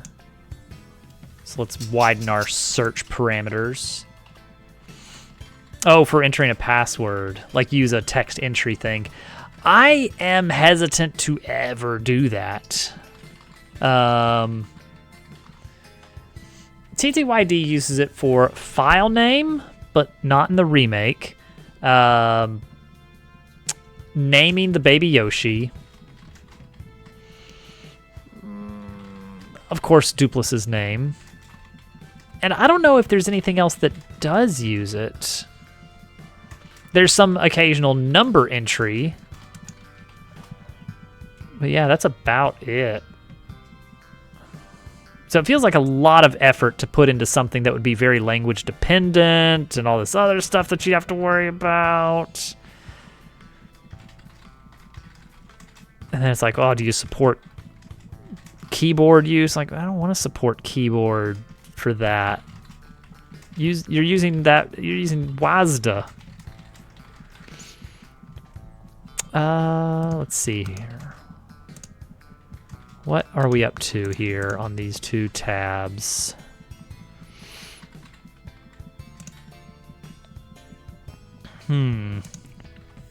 Earthbound. I love a good Earthbound fourth wall break. WASD up, gamers. Hey, Bach. We're about to raid out. It's about that time of night. Let's see here. Scary Pastry just got a raid, but we could make it into a double raid. Why not? We're kind of still new to Scary Pastry. He does some Factorio. He's getting into Factorio a little bit, and he's still very bad at it. It's very funny. His game deving is a lot less focused, as are his streams in general. It's a very chat with chat kind of stream, FYI, if you're looking for more focused stuff like we do, except when we're watching Stardew Valley tasks videos, as one does. Everybody, thank you for hanging out. I will be back Friday, and I don't know what we're going to get into, which part of this we're going to get into. I guess I need to come up with some obstacles and how to get around them, ways to use the new abilities you have, and ways to use the new partner ability that you're going to get. And we need to decide if we're going to get a new field ability in this chapter or not, because I still have 2 field abilities, I think. One of them might get cut because it's not very interesting. It's just a lock and key kind of thing. I hate those. It's like, oh, you got a new ability. You can only use it in these specific areas. It's otherwise useless. So, oh, cool. All right, bye.